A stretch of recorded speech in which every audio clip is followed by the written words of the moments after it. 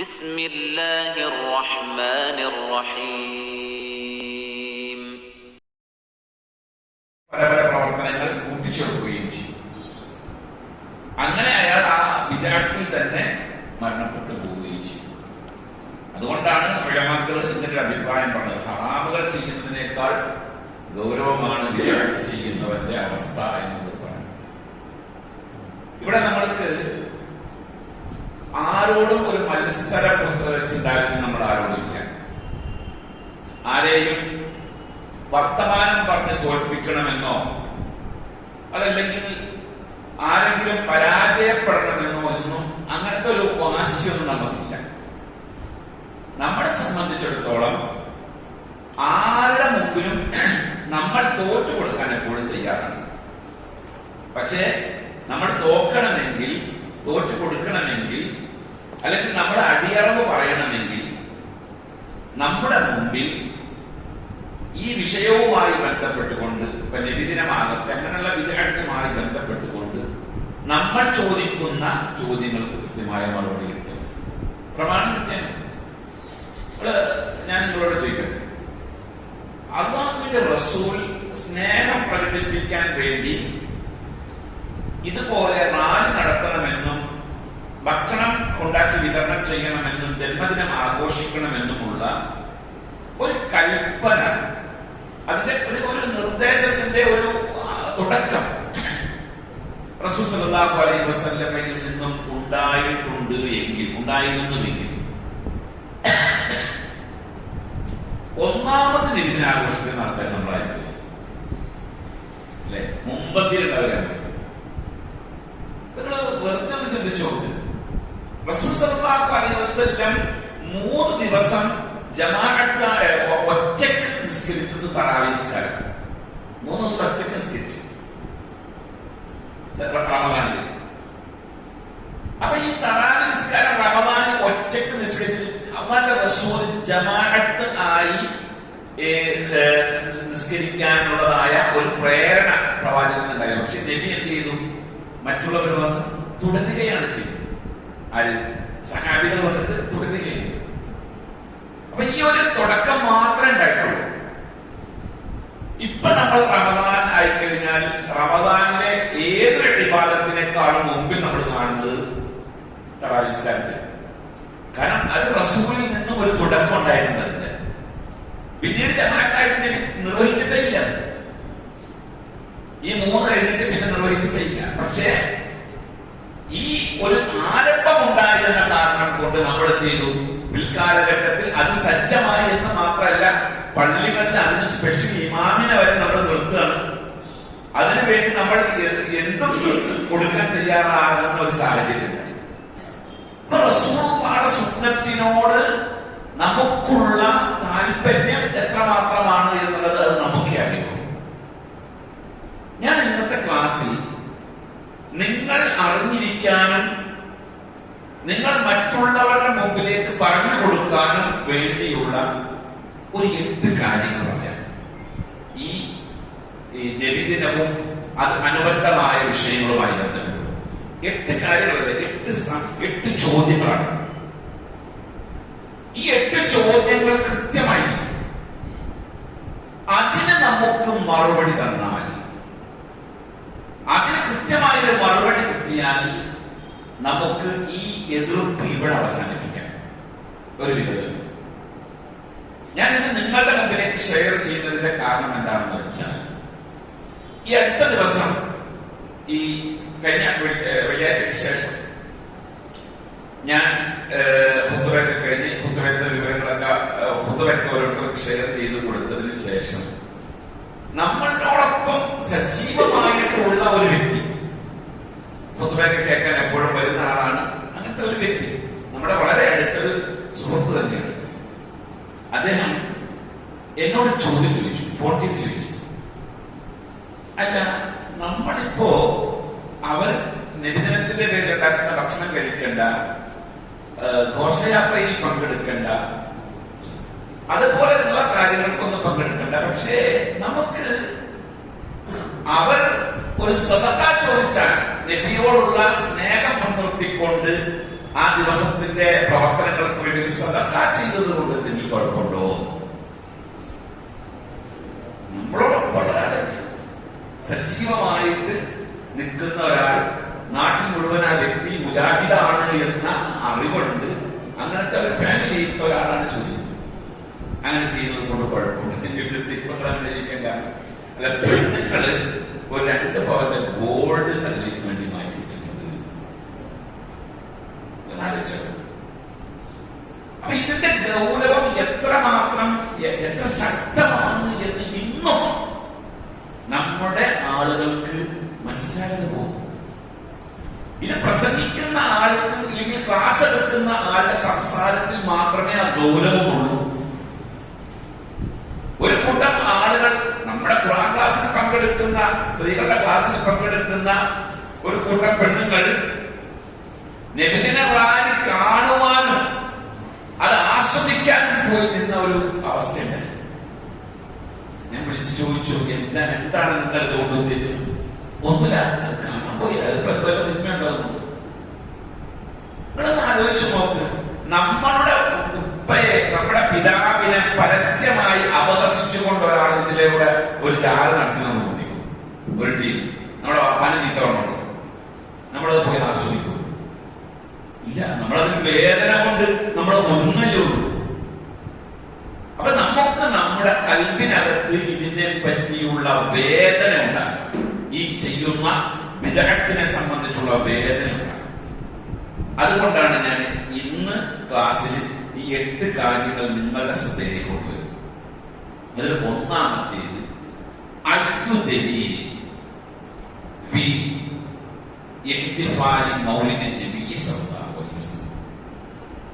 നബി സല്ലല്ലാഹു അലൈഹി വസല്ലമയുടെ ജന്മദിനം ആഘോഷിക്കുന്നതിന് എന്ത് ദലീലാണ്? ഖുർആനിൽ നിന്ന് വേണം ദലീൽ എന്ന് പറഞ്ഞാൽ എങ്ങനെയാ? ഖുർആനിൽ നിന്ന് വേണം, അതല്ലെങ്കിൽ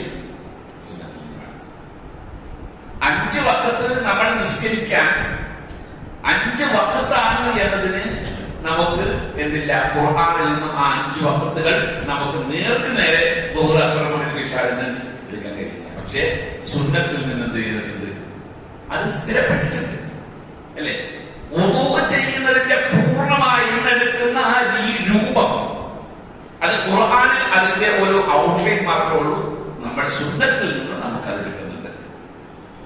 എന്ന് പറഞ്ഞതുപോലെ പരിശുദ്ധ ഖുർആനിൽ നിന്നോ സുന്നത്തിൽ നിന്നോ സ്വഹീഹായ ഹദീസിൽ നിന്നോ അല്ലാഹുവിന്റെ റസൂലോ സഹാബികളോ ഇത് അനുവർത്തിച്ചതായിട്ട് എന്തെങ്കിലും ഒരു തെളിവ് എവിടെയെങ്കിലും ഉള്ളതായി നമ്മൾ ചോദിക്കുന്നത് കാലങ്ങളായി നാം സമൂഹത്തോട് ചോദിച്ചുകൊണ്ടേയിരിക്കുക. എവിടെയെങ്കിലും ഇതാണ് അതിന്റെ തെളിവ്, മതി, നമുക്ക് കുഴപ്പമില്ല.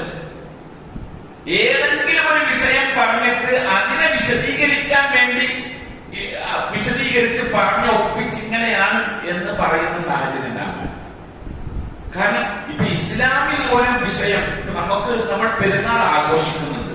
പെരുന്നാൾ ആഘോഷിക്കുന്നതിന് ഖുർആനിലും ഹദീസിലും തെളിവുണ്ട്. നമുക്ക് അതിനെ വളച്ച് വ്യാഖ്യാനിച്ചൊപ്പിക്കേണ്ട ആവശ്യം നമുക്കില്ല. സ്വഹീഹായ ഹദീസ് കൊണ്ട് അത് സ്ഥിരപ്പെട്ട് നമ്മുടെ കയ്യിൽ കിട്ടിയിട്ടുണ്ട്. നമ്മൾ പെരുന്നാൾ ആഘോഷിക്കുന്നു. അന്ന് ആഘോഷിക്കാൻ വേണ്ടി നമുക്ക് ആവശ്യമായ മാർഗനിർദ്ദേശം നബി സല്ലല്ലാഹു അലൈഹി വസല്ലമയുടെ ജീവിതത്തിൽ കാണിച്ചു തരികയും ചെയ്തു. എന്നാൽ ഈ പറയപ്പെട്ട സംഗതിയെ സംബന്ധിച്ചിടത്തോളം എന്താ പറയുന്നത്? ഇത് നബിദിനം എന്നുള്ളത് മുസ്ലിങ്ങളെ സംബന്ധിച്ചിടത്തോളം 3ാമത്തെ പെരുന്നാൾ എന്നാണ് ഇത് ആഘോഷിക്കുന്ന ആളുകൾ പറഞ്ഞു പ്രചരിപ്പിക്കുന്നത്. ഒരു തെളിവില്ല. ഒന്നാമത്തെ ചോദ്യം അതാണ്. രണ്ടാമത്തെ ചോദ്യം, നബിദിനം ആഘോഷിക്കുന്നതിൽ എന്ത് നന്മയാണ് നബി സല്ലല്ലാഹു അലൈഹി വസല്ലമയിൽ നിന്ന് വന്നിട്ടുള്ളത്? തെളിവ് കാണിച്ചത് അല്ലാഹുവിന്റെ റസൂലിനെ സ്നേഹിക്കുക എന്നുള്ള നന്മയാണോ? എങ്കിൽ നബി സല്ലല്ലാഹു അലൈഹി വസല്ലമയെ സ്നേഹിച്ചിരുന്ന സഹാബികൾ, 100,000 സഹാബികളുണ്ട്. അവർ നബിയെ സ്നേഹിച്ചത് ഈ പരിപാടി എവിടെയെങ്കിലും ആഘോഷിച്ചുകൊണ്ടാണ്. എപ്പോഴെങ്കിലും ആഘോഷിച്ചതായിട്ട് ഇത്രയും സഹാബികളുണ്ടല്ലോ. ഏറ്റവും കൂടുതൽ നമ്മളെക്കാൾ സ്നേഹം നബിയോട് സഹാബികൾക്കാണ്. സഹാബികൾക്ക് സ്നേഹിക്കാൻ അറിയുന്നത് പോലെ നമുക്ക് സ്നേഹിക്കാൻ അറിയില്ല. കാരണം സഹാബികളെ സംബന്ധിച്ചിടത്തോളം റസൂലുള്ള മുന്നിലുണ്ട്. നബിയോടുള്ള സ്നേഹത്തെ എങ്ങനെയാണ് കണ്ടത്? അന്നബിയു ഔലാ ബിൽ മുഅ്മിനീന മിൻ അൻഫുസിഹിം. അവരുടെ ശരീരത്തേക്കാൾ നബി മുഅ്മിനീങ്ങൾക്ക് പ്രധാനപ്പെട്ട ആളായി. ഏറ്റവും പ്രധാനപ്പെട്ടത് ശരീരമാണ് നമുക്കല്ലേ? അങ്ങനെയല്ലേ? നമ്മുടെ ശരീരം നമുക്ക് ഏറ്റവും പ്രധാനപ്പെട്ടത്. നമുക്കൊരു പ്രശ്നം നേരിട്ട് കഴിഞ്ഞാൽ അത് നമ്മുടെ ശരീരത്തെ ബാധിക്കുമെന്നുണ്ട് എങ്കിൽ നമ്മൾ ഭയപ്പെടും. വേറൊരാളെ ബാധിക്കും എന്നതിനേക്കാൾ കൂടുതൽ ഭയം നമ്മളെ ബാധിക്കുമ്പോഴാണ് ഉണ്ടാകുക.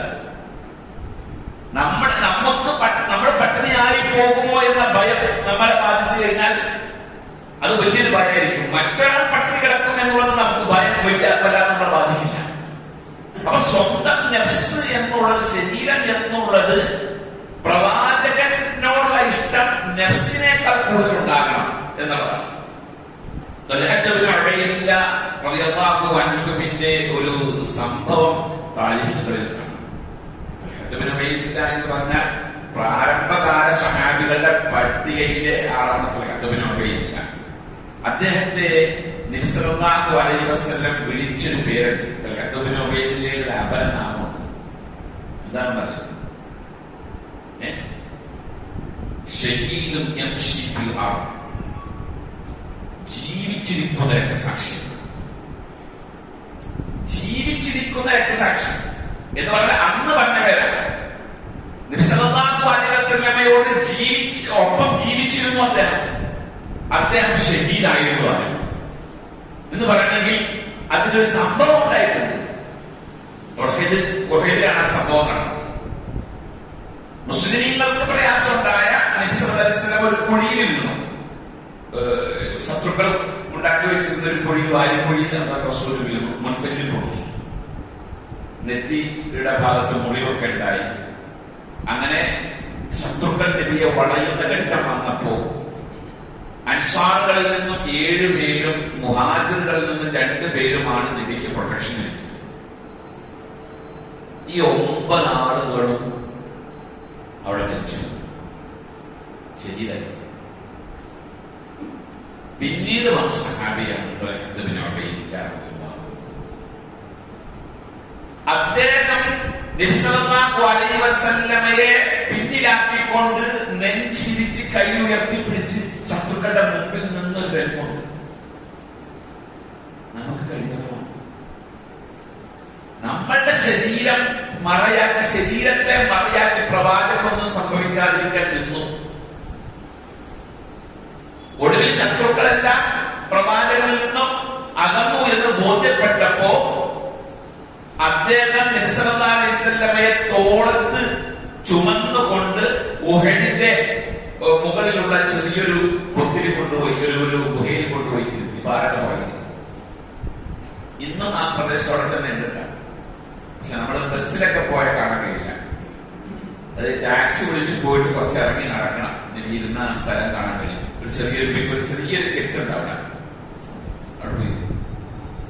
നബി അവിടെ കൊണ്ടുപോയി ഇരുത്തിയിട്ട് അദ്ദേഹം ബോധക്ഷയം നടന്നു. ബോധം കണ്ടു.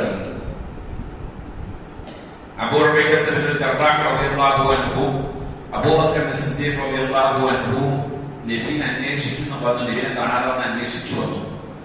അങ്ങനെ വന്ന് നോക്കുമ്പോൾ റസൂൽ അവിടെ ഇരിപ്പുണ്ട്. താഴെ ആള് ബോധം കെട്ടു മരണപ്പെട്ടു. ആ സംഭവം വിവരിക്കുന്ന സഹാബി പറയുന്നുണ്ട്, ശരീരത്തിൽ നിന്നും 70 അമ്പുകൾ ഊരിയെടുത്തു. 70 അമ്പുകളാണ് ഊരെന്ന്. ഇതിന് വിരലുകളൊന്നും ഇല്ലായിരുന്നു. പിന്നീട് ജീവിക്കുമ്പോ കൈത്തെ വിരലുകളൊക്കെ പൊഞ്ഞു വരും. ഞാനിത് ചെറിയ ഉദാഹരണം പറഞ്ഞു. ജനത്തേക്കാൾ നബിയോട് സ്നേഹമുണ്ടായ ആളുകളാണ് ആര്? സഹാബികൾ. നമ്മളൊക്കെ അങ്ങനത്തെ ഒരു സാഹചര്യത്തെ അഭിമുഖീകരിക്കുമ്പോൾ എങ്ങനെയായിരിക്കും എന്നുള്ളത് നമുക്ക് പറയാൻ കഴിയില്ല.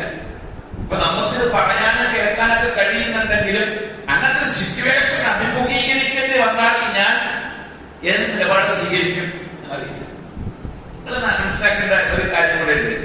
സല്ലല്ലാഹു അലൈഹി വസല്ലമയുടെ ഈ 1,00,000 സഹാബികളിൽ എത്ര സഹാബികളുടെ പേരാണ് നമുക്ക് അറിയുന്നത്? വളരെ കുറഞ്ഞ ആളുകളുടെ പേര് നമുക്ക് അറിയുള്ളൂ, അല്ലേ? കാരണം അത് അറിയാനുള്ള കാരണം ഇത്തരത്തിൽ ചരിത്രങ്ങളിൽ അവർ സ്ഥാനം പിടിച്ചിട്ടുണ്ട്. അതല്ലാതെ അറിയപ്പെടാതെ പോയ കുറെ ആളുകളുണ്ട് അക്കൂട്ടത്തിൽ. അപ്പൊ ഇത്തരത്തിൽ സഹാബികൾ, പ്രവാചകനെ സ്നേഹിച്ചിരുന്ന ആ സഹാബികൾ ഒരാള് പോലും നബിയുടെ പേരിൽ ജന്മദിനം ആഘോഷിക്കുന്ന ഒരു നന്മ, അങ്ങനെ ഒരു നന്മയായി കണ്ടിട്ടില്ല എവിടെയും. കാരണം എന്താ? ഒരു കാര്യം നന്മയായി കാണണമെങ്കിൽ അത് റസൂലിൽ നിന്ന് സ്ഥിരപ്പെടണം. റസൂലിൽ നിന്ന് സ്ഥിരപ്പെട്ടിട്ടില്ല. നിങ്ങൾക്കറിയാം, ഇമാം മാലിക് റഹ്മത്തുള്ളാഹി അലൈഹി അദ്ദേഹം മദീനത്തെ മസ്ജിദിന്റെ മുദരിസെന്നല്ല, വർഷങ്ങളോളം മുദരിസെന്ന ആളാണ്. ഇമാം മാലിക് റഹ്മത്തുള്ളാഹി അലൈഹി മദ്ഹബിന്റെ പ്രഗൽഭനായ ഇമാമാണ് മാലിക് റഹ്മത്തുള്ളാഹി. അഗാധ പാണ്ഡിത്യമുള്ള ഇസ്ലാമിക പ്രമാണങ്ങളിൽ ആദ്യത്തെ ഹദീസ് ഗ്രന്ഥം ഉണ്ടാക്കിയ ആളാണ് ആര്? ഇമാം മാലിക്. മോത്ത എന്ന പേരിൽ, മോത്ത മാലിക് എന്ന പേരിലുള്ള ഗ്രന്ഥം ആദ്യത്തെ ഹദീസ് ഗ്രന്ഥം ഉണ്ടാക്കിയ ആളാണ്. അങ്ങനെ അദ്ദേഹത്തിന്റെ പാണ്ഡിത്യം ഉണ്ടാവും.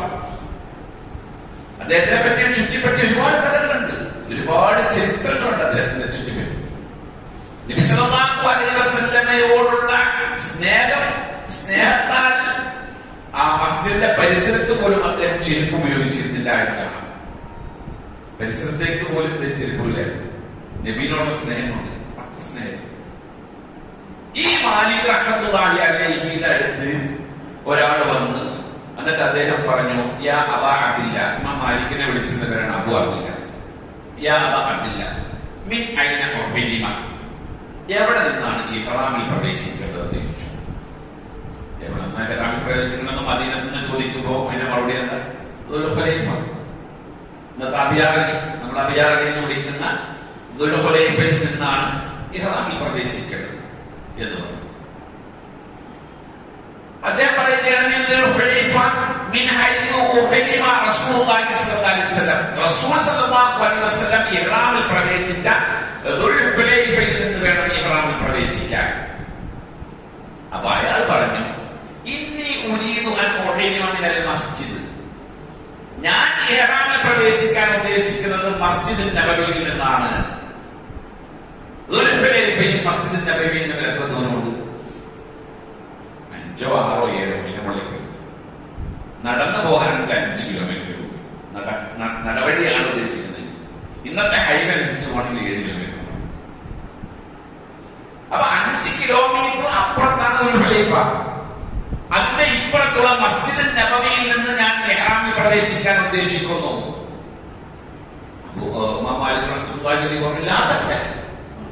ഞങ്ങൾ ചെയ്യരുത്.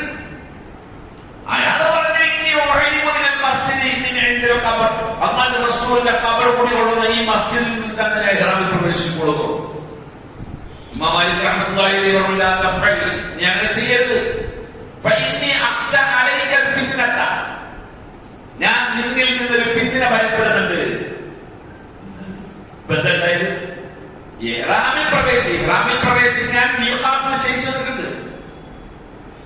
ഹജ്ജിനാകട്ടെ ഉംറയ്ക്കാകട്ടെ പോകുന്ന ആളുകൾ ഈ മീഖാത്തിൽ നിന്ന് വേണം ഇഹ്റാമിൽ പ്രവേശിക്കാൻ. മീഖാത്തിന്റെ ഇപ്പുറത്ത് നിന്ന് ഇഹ്റാമിൽ പ്രവേശിക്കാൻ പാടില്ല. മീഖാത്തിന്റെ അപ്പുറത്ത് നിന്നും പറ്റില്ല. ഇഹ്റാമിൽ പ്രവേശിക്കാതെ മീഖാത്ത് വിട്ട് കടന്നാൽ എന്ത് ചെയ്യണം? ഒരു മൃഗത്തെ അറുത്ത് കൊടുക്കണം. അത്രയും ഗൗരവമുള്ള വിഷയമാണ് മീഖാത്ത്. നബി സല്ലല്ലാഹു അലൈഹി വസല്ലം മീഖാത്ത് നിശ്ചയിച്ചു തന്നു. വഫാത്താകുന്നതിന്റെ മുമ്പായിക്കൊണ്ട് മീഖാത്ത് നിശ്ചയിച്ചു തന്നു. നമ്മളൊക്കെ ഏഷ്യൻ കൺട്രീസിൽ നിന്ന് പോകുന്ന ആളുകളാണ്.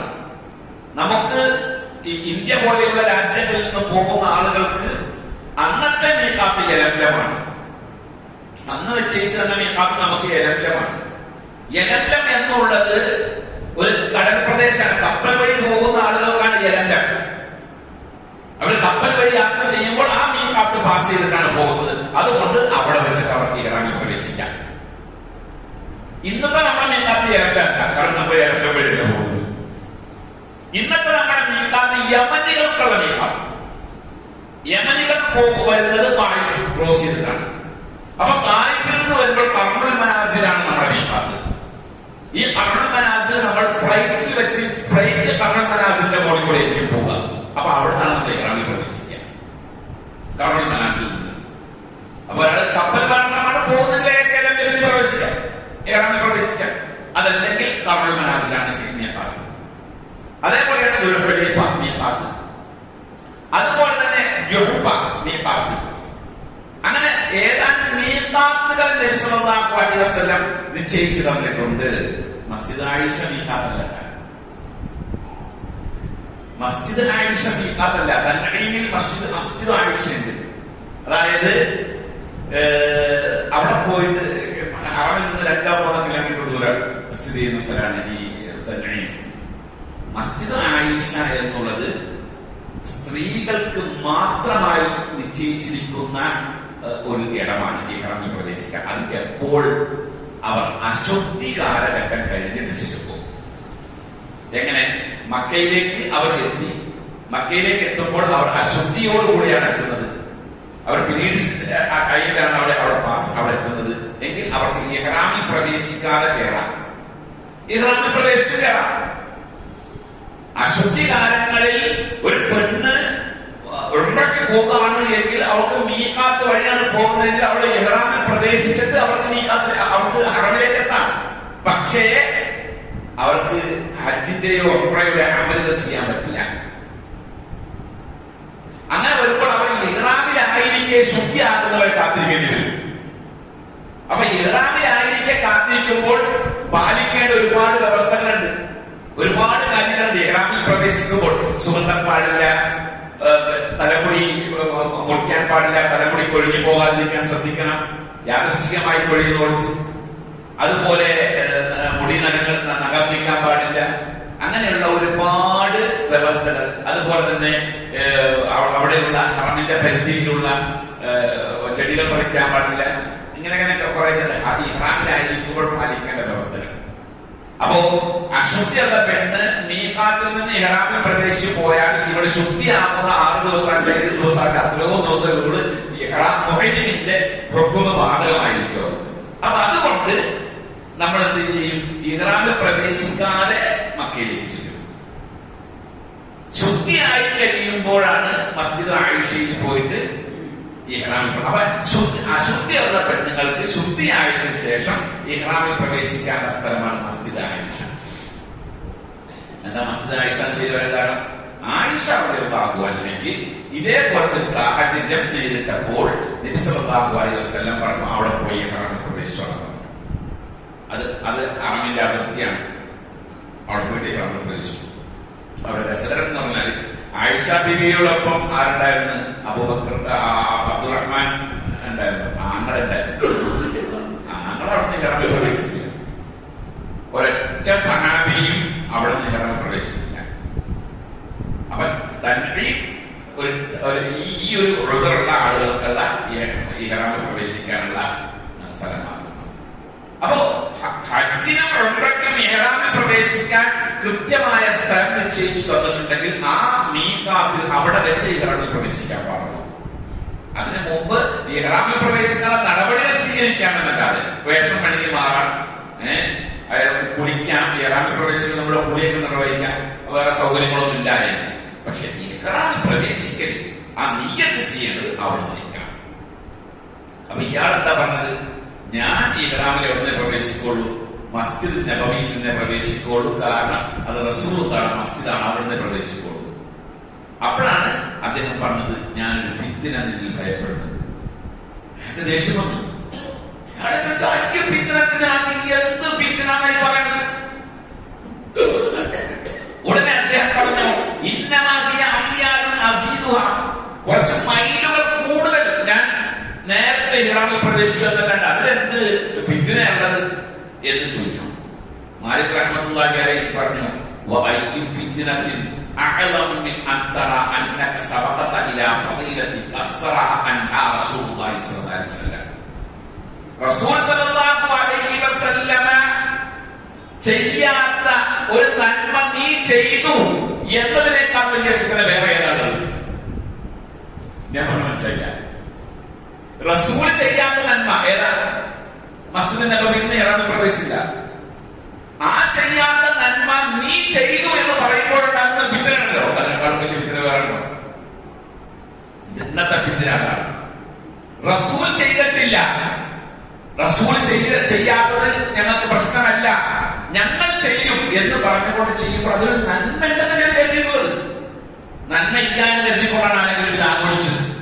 അല്ല, നന്മ ഉണ്ടെന്ന് കരുതിക്കൊണ്ട് ആഘോഷിച്ചത്. എന്നാൽ അതിനേക്കാൾ വലിയ ഫിത്ന വേറെ, ഏറ്റവും വലിയ ഫിത്നയാണ്. എന്നാൽ അദ്ദേഹം പറയുകയാണ്, ഇന്നി സമയത്ത് റസൂലുള്ളാഹി സ്വല്ലല്ലാഹു അലൈഹി വസല്ലം യഖൂൽ, ഇന്നി സമയത്തുല്ലാഹ യഖൂൽ, അല്ലാഹു പറയുന്നതായി ഞാൻ കേട്ടിട്ടുണ്ട് ഖുർആനിൽ, ഫല്യഹ്ദരിൽ ലദീന യുഖാലിഫൂന അൻ അംരിഹി അൻ തുസീബഹും ഫിത്നത്തുൻ ഔ യുസീബഹും അദാബുൻ അലീം. എന്താണ്? അല്ലാഹുവിന്റെ റസൂലിന്റെ കൽപ്പന മറികടക്കുന്ന ആളുകൾ കരുതിക്കൊള്ളട്ടെ അവർക്കൊരു ഫിത്ന ബാധിക്കുമെന്ന്, അല്ലെങ്കിൽ വലിയ ശിക്ഷ ഉണ്ടാകുമെന്ന്. മനസ്സിലായി? അപ്പോ നമുക്ക് ചോദിക്കാനുള്ളത് ഇത്രയുള്ളൂ, ഇതിൽ എന്ത് നന്മയാണ്? ഒരു നന്മ പറഞ്ഞാൽ ഈ പ്രവർത്തനം ചെയ്യുന്നതിലൂടെ ഒരു നന്മ, ഇന്ന നന്മയുണ്ടാകും എന്ന് പറഞ്ഞു നമ്മളൊക്കെ നമ്മൾ എതിർക്കുന്നില്ല. ഇമാം മാലിക് റഹ്മത്തുള്ളാഹി അലൈഹി പറഞ്ഞ ആ വർത്തമാനത്തിലാണ്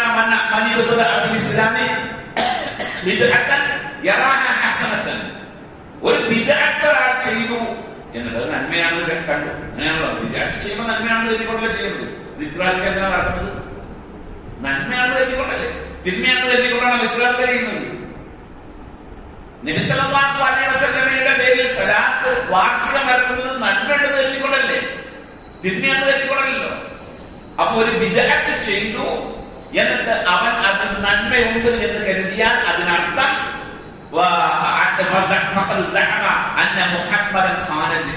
മുഹമ്മദ് നബി തന്റെ നിസ്സാരത്തിൽ വഞ്ചന കാണിച്ചു എന്നാണ് എന്റെ വാദം.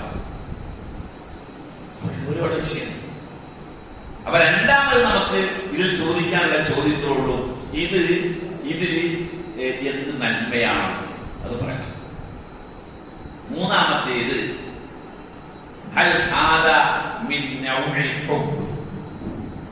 ഇത് സ്നേഹത്തിന്റെ ഇനത്തിൽപ്പെട്ടതാണോ അതല്ല അമ്മിനൽ ഇഷ്ക്, പ്രേമത്തിന്റെ ഇനത്തിൽപ്പെട്ടതാണോ?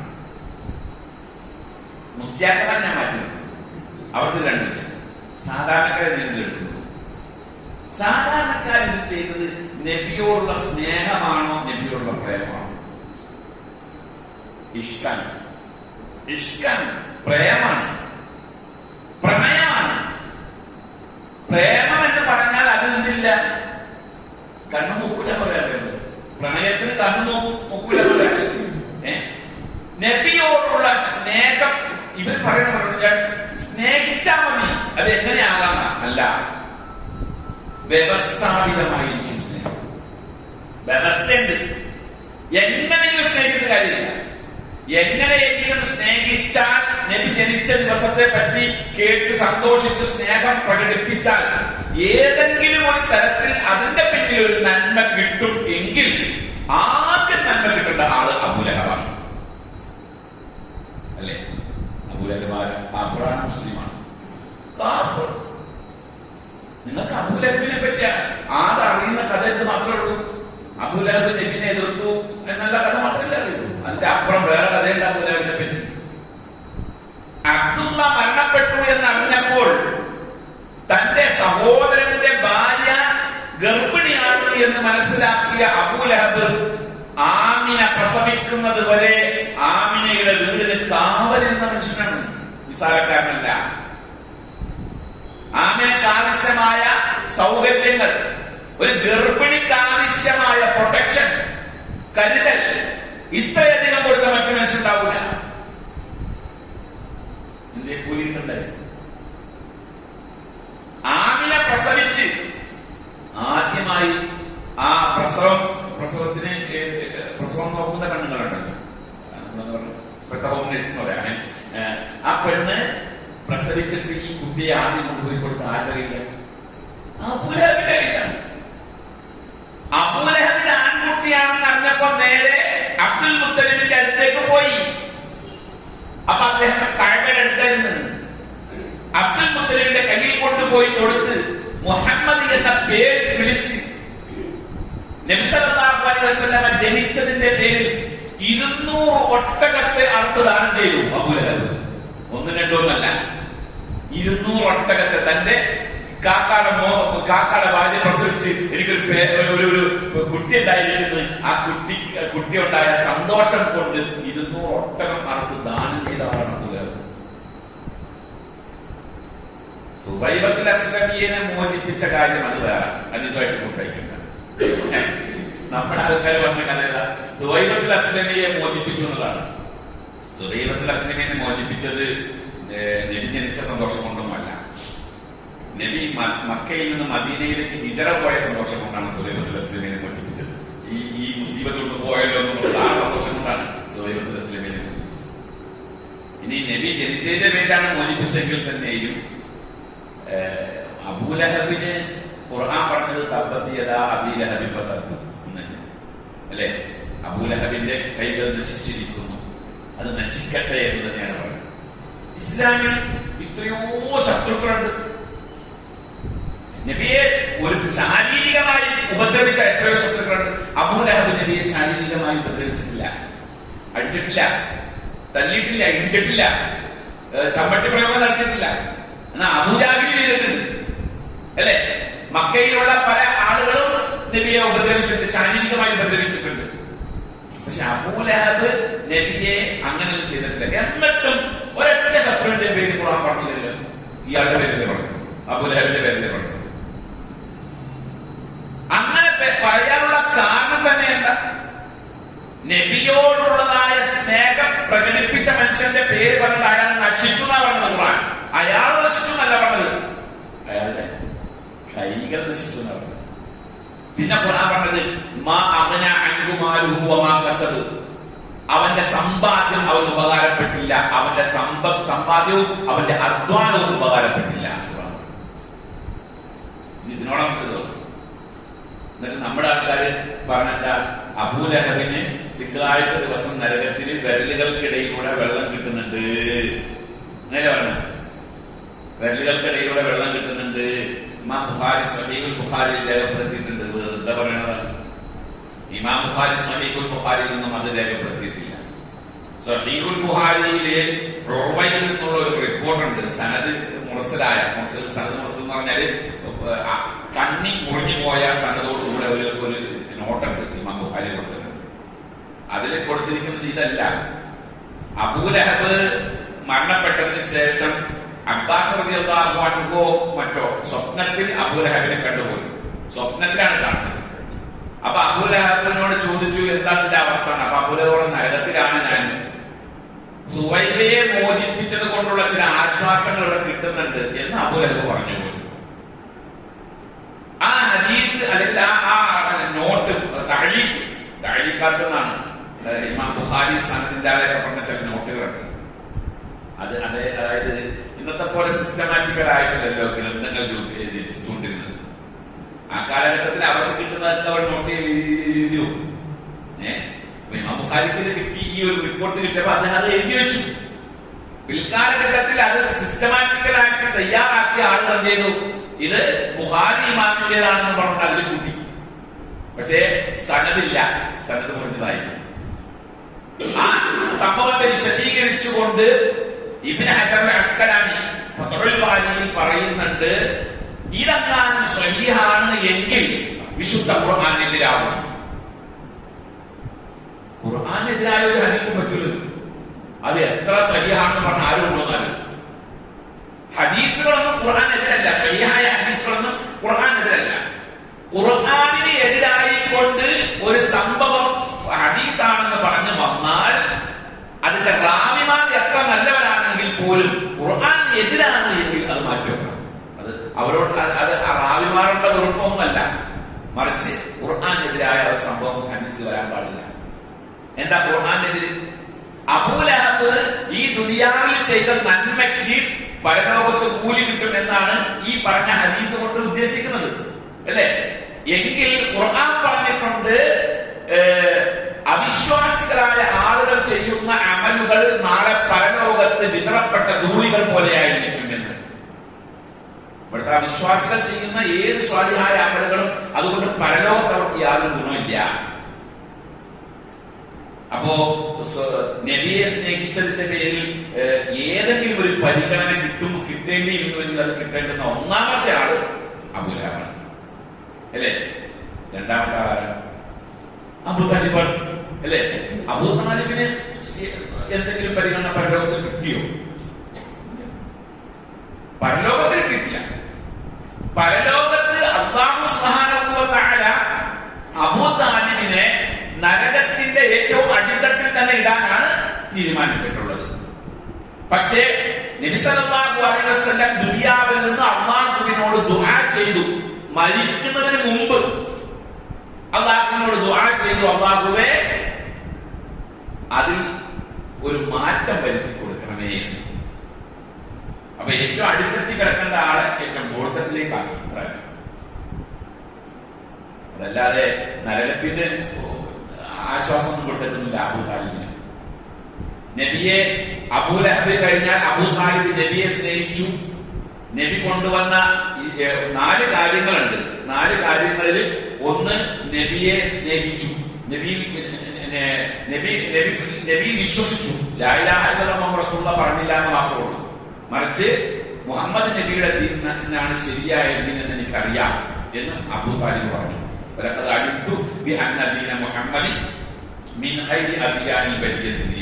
മുഹമ്മദിന്റെ ദീനാണ് മറ്റ് ദീനിനേക്കാൾ നല്ല ദീൻ എന്ന് എനിക്കറിയാം. അതൊരു വിശ്വാസം. അതേപോലെ തന്നെ നബിയെ ശക്തിപ്പെടുത്തി, നബിക്ക് എല്ലാവിധ സൗകര്യങ്ങളും ചെയ്തു കൊടുത്തു, നബിയെ സഹായിച്ചു. പ്രവാചകനെ സ്നേഹിക്കുന്നതിന് 4 മാനദണ്ഡങ്ങളാണ് ഖുർആൻ പറഞ്ഞത്. ആ 4 മാനദണ്ഡങ്ങള് വിശുദ്ധ ഖുർആനിലെ സൂറത്തുൽ അഅറാഫിൽ അല്ലാഹു തആല പറയുന്നത്. ആ 4 മാനദണ്ഡങ്ങൾ. ഫല്ലദീന ആമനൂ ബിഹി, നബിയെ വിശ്വസിക്കുകയും വഅസറുഹു, അദ്ദേഹത്തെ ബഹുമാനിച്ച് ശക്തിപ്പെടുത്തുന്നതിലും വനസറുഹു, അദ്ദേഹത്തെ സഹായിക്കുകയും ചെയ്യുക. 4ാമത് വത്തബഅൻ നൂറല്ലദീ ഉൻസില മഅഹു, അദ്ദേഹത്തോടൊപ്പം ഇറക്കിയ ആ പ്രകാശം പിൻപറ്റുകയും ചെയ്യുക. ഇങ്ങനെയുള്ള ഈ 4 കാര്യങ്ങൾ നബിയെ സ്നേഹിക്കുന്നതിന്റെ മാനദണ്ഡമാണ്. 3 കാര്യങ്ങൾ അബൂതാലിബ് ചെയ്തു. എന്ത് ചെയ്തില്ല? ഇത്തിബാഅനായില്ല, നബിയെ പിൻപറ്റില്ല. മരിക്കുന്ന സമയത്ത് പോലും റസൂൽ സല്ലല്ലാഹു അലൈഹി വസല്ലം പറഞ്ഞു ലാ ഇലാഹ ഇല്ലല്ലാഹ് പറയൂ, പക്ഷെ അദ്ദേഹം പറഞ്ഞില്ല. അദ്ദേഹം മരിച്ചത് അലാ മില്ലത്തി അബ്ദുൽ മുത്തലിബ്, അങ്ങനെ പറഞ്ഞു. ലാ ഇലാഹ ഇല്ലല്ലാഹ് പകരം മരിച്ചത് അലാ മില്ലത്തി അബ്ദുൽ മുത്തലിബ്, അബ്ദുൽ മുത്തലിബിന്റെ മില്ലത്ത് അനുസരിച്ച് ഞാൻ മരിക്കുന്നു, അങ്ങനെയാണ് പറഞ്ഞത്. അപ്പൊ ഈ 2 ആളുകൾ നബി സല്ലല്ലാഹു അലൈഹി വസല്ലമയെ സ്നേഹിച്ചില്ല എന്ന് പറഞ്ഞിട്ട് 2 ആളുകൾ സ്നേഹിച്ചു. പക്ഷേ ആ സ്നേഹം എന്തല്ല, ഇസ്ലാം പഠിപ്പിച്ച സ്നേഹമല്ല. അപ്പൊ വെറും ഒരു സ്നേഹം കൊണ്ട് കാര്യമില്ല, ഇഷ്ക് കൊണ്ട് കാര്യമില്ല. അല്ലാഹുവിന്റെ റസൂലിനോടുള്ള സ്നേഹത്തിന്റെ ആധിക്യം കൊണ്ട് ഞാൻ സ്വർണം കൊണ്ട് ഒരു നബിയുടെ രൂപം ഉണ്ടാക്കി വെച്ചാൽ അത് കൂലിമാരെയാണ് അല്ല.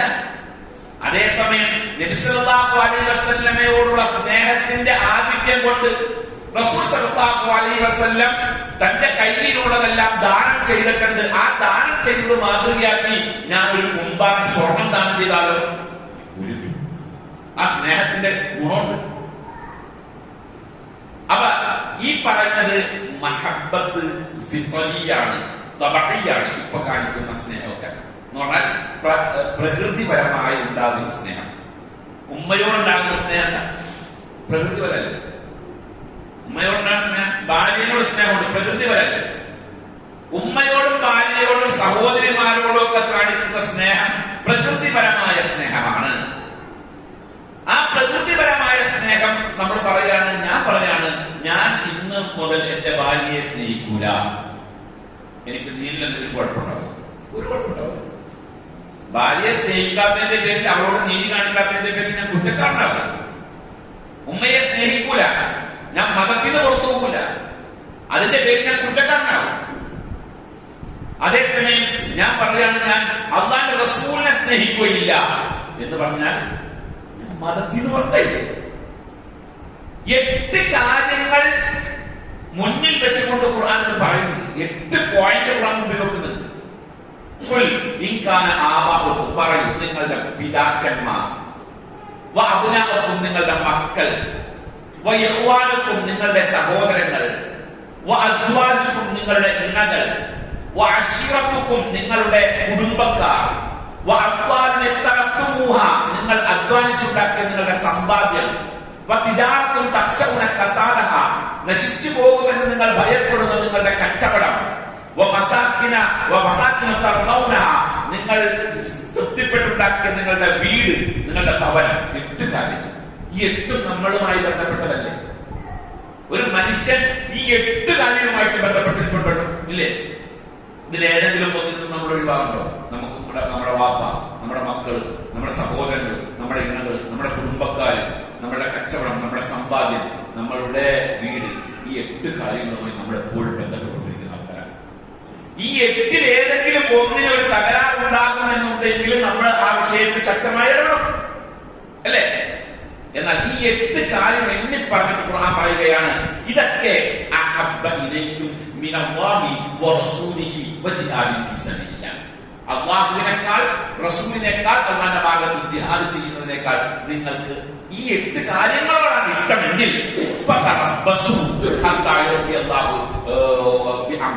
അള്ളാന്റെ ഒരു നിർദ്ദേശം വരാനുണ്ട്, അത് കാത്തിരുന്നു എന്ന് പറഞ്ഞാൽ ഒരു ബുദ്ധിമുട്ട് നിങ്ങൾക്ക് ബാധിക്കും. എന്നിട്ട് അള്ളാഹു പറഞ്ഞത് അപ്പൊ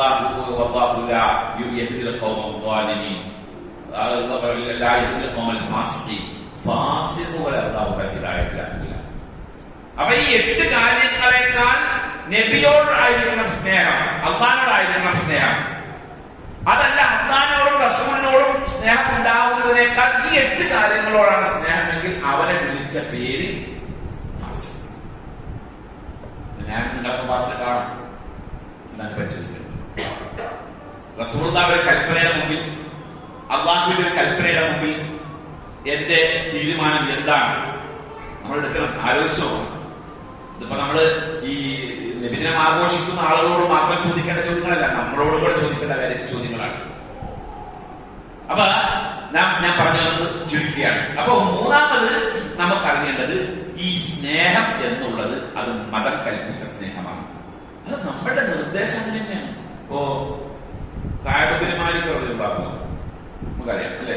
കഅബ് ബിൻ മാലിക് നബി സല്ലല്ലാഹു അലൈഹി വസല്ലമയുടെ സഹാബികളിലെ പ്രമുഖനാണ്. കഅബ് ബിൻ മാലിക്, അല്ലെ? ഹിജ്റയുടെ ആരംഭ കാലഘട്ടത്തിൽ മദീനയിൽ നിന്ന് പോയി നബിയെ മദീനയിലേക്ക് ക്ഷണിക്കുന്ന 1ാം സംഘം. ആ 1ാം സംഘത്തിൽ ആരുണ്ട്? കഅബ് ബിൻ മാലിക്.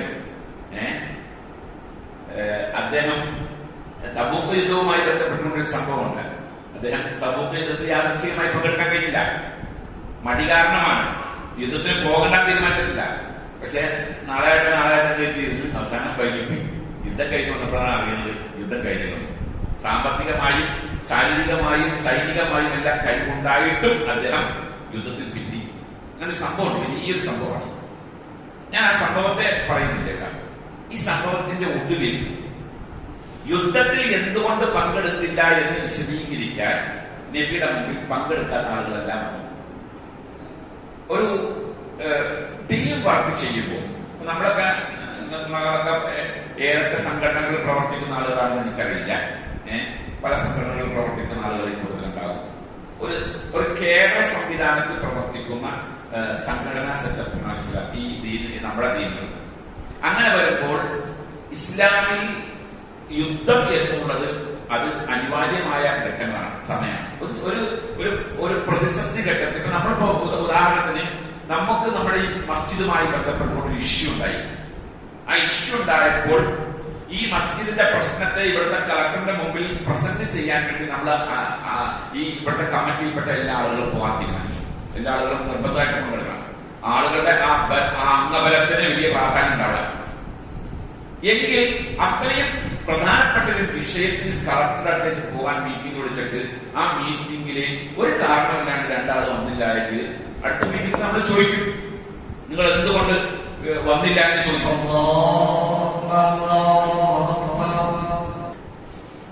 അപ്പൊ അത്രയും ഗൗരവമുള്ള ഒരു മീറ്റിംഗിൽ നീ എന്തുകൊണ്ട് പങ്കെടുത്തില്ല എന്ന് ചോദിക്കും.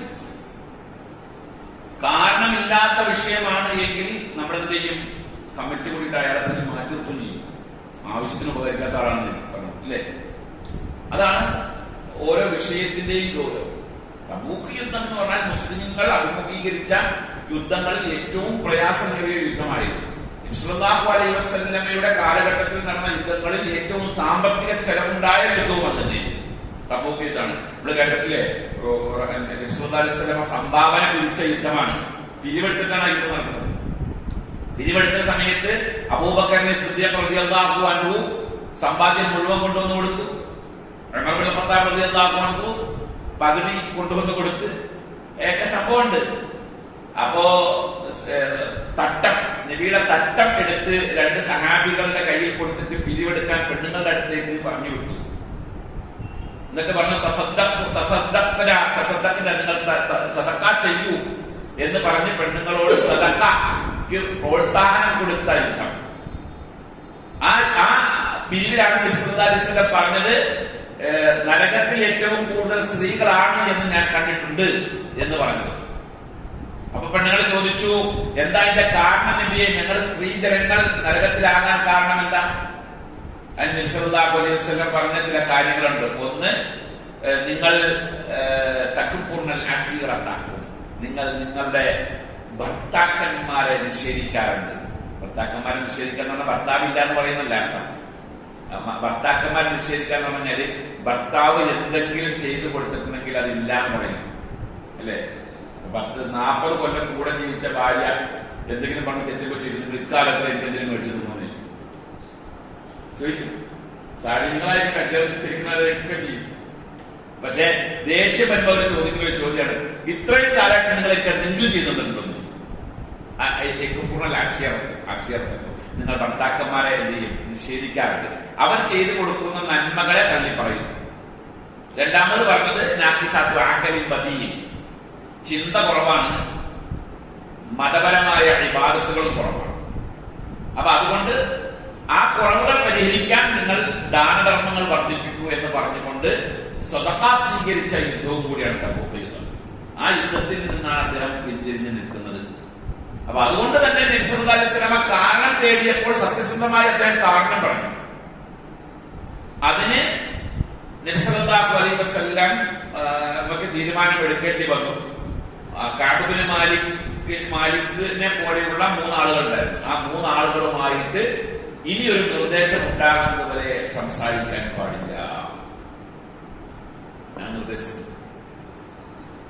50 ദിവസം അങ്ങനെ സംസാരിച്ചില്ല. നിങ്ങളൊന്ന് ആലോചിച്ചിട്ട് ആ അവസ്ഥ ചിന്തിച്ചിട്ട് 50 ദിവസം ഈ ക്ലാസ്സിൽ പങ്കെടുക്കാൻ വന്നിരിക്കുന്ന ആൾക്കാർ ആരും 50 ദിവസം നമ്മളെ ദിവസേന കണ്ടുകൊണ്ടിരിക്കുന്ന ആൾക്കാരാണ്. വേണം നമ്മുടെ നാട്ടില് ആ നാട്ടുകാരും നമ്മളോട് സംസാരിക്കൂല, സലാം പറഞ്ഞാൽ മഴക്കൂല, നമ്മളെ മുഖത്തേക്ക് നോക്കൂലെങ്കിൽ ഇതായിരിക്കും അവസ്ഥ.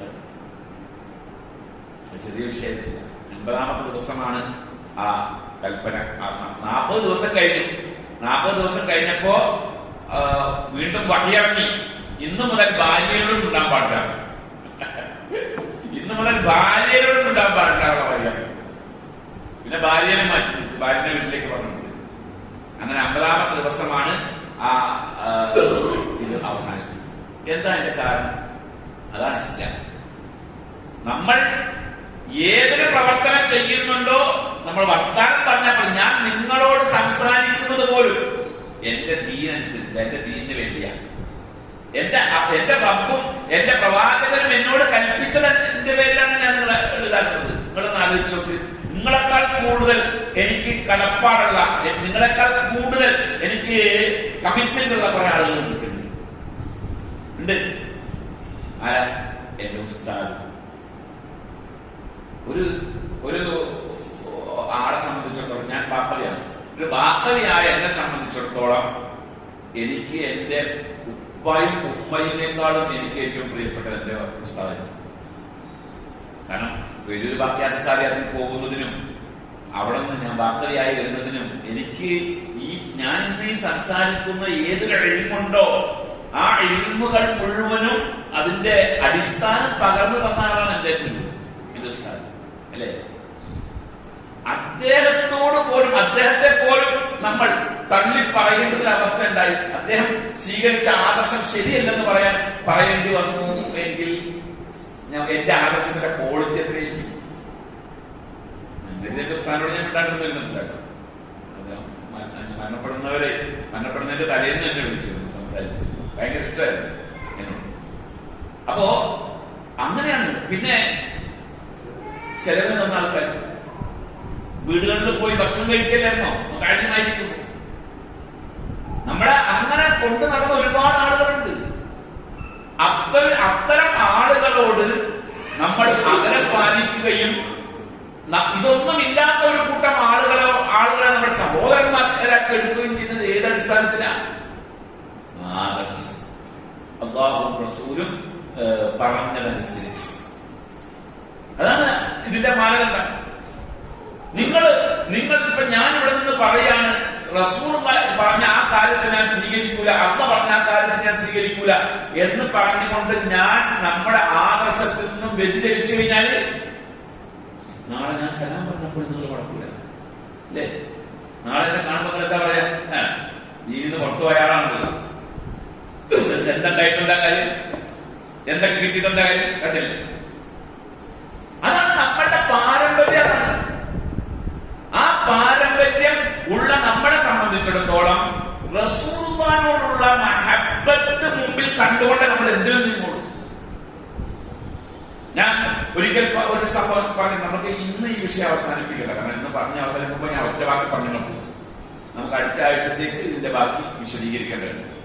ഞാൻ അബ്ദുല്ലാഹിബ്നു ജറാഹ്, ഉബൈദത്തുൽ ജറാഹ് റളിയല്ലാഹു അൻഹുവിന്റെ ആ ചരിത്രം ഞാൻ എനിക്ക് എന്നോട് പറഞ്ഞിട്ടുണ്ടെന്നാണ് എന്റെ ഓർമ്മ. അബൂ ഉബൈദത്തുൽ ജറാഹ് റളിയല്ലാഹു അൻഹു എന്ന് പറഞ്ഞാൽ അദ്ദേഹത്തിന്റെ ഉപ്പയെയാണ് നേരിട്ടത്. വാപ്പാനെ കൊല്ലിന്റെ ബദർ യുദ്ധത്തിന്റെ സമയത്ത്, അല്ലേ? മകൻ വാപ്പാക്ക് നേരെ വരാതിരിക്കാൻ മകൻ ഒളിച്ചു നടന്ന യുദ്ധമാണ് ബദർ യുദ്ധം.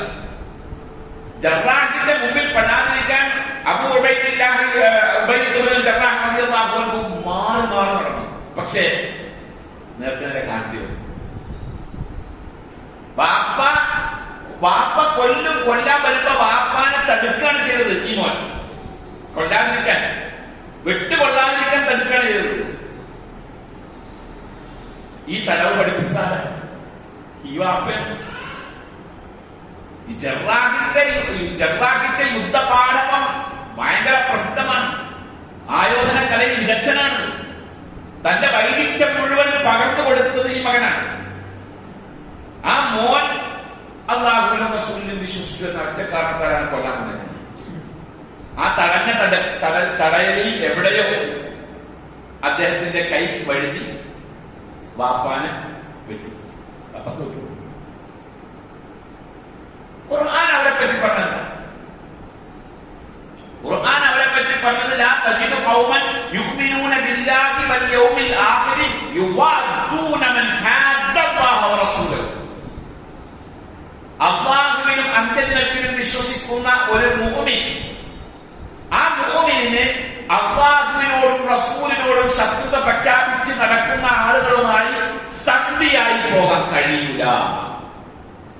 എന്നിട്ട് പറഞ്ഞു, വലൗകാനു ആബാഅഹും, വാപ്പയാണെങ്കിലും, ഔ അബ്നാഅഹും, മക്കളാണെങ്കിലും, ഔ അശീറത്തുഹും, കുടുംബക്കാരാണെങ്കിലും, ഔ യഖ്വാനുഹും, സഹോദരങ്ങളാണെങ്കിലും, നാലാളുകളെ പറഞ്ഞു സന്ധിയായി പോകാൻ കഴിയില്ല. എതിരിൽ നിൽക്കുന്നവൻ ആരാണെങ്കിലും. എന്നിട്ട് അവരെ പറ്റി ഖുർആൻ പറഞ്ഞ വർത്താനം, ഉലൈക കതബ ഫീ ഖുലൂബിഹിൽ ഈമാൻ, അല്ലാഹു ഇവരുടെ ഹൃദയങ്ങളിൽ ഈമാൻ രേഖപ്പെടുത്തി കഴിഞ്ഞു. പ്രത്യേകമായ ഒരു ആത്മാവിനെ കൊണ്ട് അല്ലാഹു ഇവർക്ക് ശക്തി കൊടുത്തിരിക്കുന്നു. അധികാരത്തിലൂടെ അരുവികൾ ഒഴുകുന്ന സ്വർഗ്ഗത്തിൽ ഇവരെ പ്രവേശിപ്പിക്കും. റളിയല്ലാഹു അൻഹും അല്ലാഹു ഇവരെ തൃപ്തിപ്പെട്ടിരിക്കുന്നു. റളു അൻഹു അല്ലാഹു ഇവരെ തൃപ്തിപ്പെട്ടിരിക്കുന്നു. ഉലൈക ഹിസ്ബുല്ലാഹ് അവർ അല്ലാഹുവിന്റെ പാർട്ടിയാണ്. എന്താ ആദർശങ്ങൾ? ഈ ആദർശം എന്ന് പറഞ്ഞത് എന്താ? ഈ പറയപ്പെട്ട പ്രവാചകനോടുള്ള മഹബത്ത്, ഈ അല്ലാഹുവിനോടുള്ള മഹബത്ത്, സ്നേഹം, അത് ഈ പറയപ്പെട്ട 8 മുകളിൽ ഉണ്ടാകണം. ഇനി നമ്മൾ പ്രവാചക ചരിത്രങ്ങളും ഇസ്ലാമിന്റെ ആധ്യാത്മിക പാഠങ്ങളും എല്ലാം ഒന്ന് വായിച്ചു നോക്കുക. എന്നിട്ട് ചിന്തിക്കുക, ഞാൻ എന്റെ ഈ 8 കാര്യങ്ങളുടെയും മുകളിലാണ് ഇസ്ലാം ചിന്തിക്കുക. അങ്ങനെ ആയെങ്കിൽ മാത്രമാണ് നമുക്ക് ഈ പറയപ്പെട്ട സ്നേഹത്തിന്റെ ആൾക്കാരാകാൻ കഴിയും. അപ്പൊ 3 കാര്യങ്ങൾ നമ്മൾ വായിച്ചിട്ടുള്ളൂ കേട്ടോ. ഇൻഷാ അല്ലാഹ് ബാക്കിയുള്ള 5 കൂടെ നമുക്ക് അടുത്ത ക്ലാസ്സിൽ വായിക്കാം. സമയത്തിന്റെ കുറവുകൊണ്ടാണ് ഞാനത് അടുത്ത ക്ലാസ്സിലേക്ക് മാറ്റി വെക്കുന്നത്. അല്ലാഹു സുബ്ഹാനഹു വ തആല അനുഗ്രഹിക്കുമാറാകട്ടെ. ചോദിക്കാൻ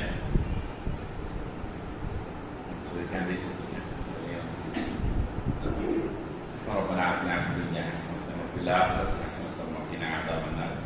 سبحان الله وبحمده سبحان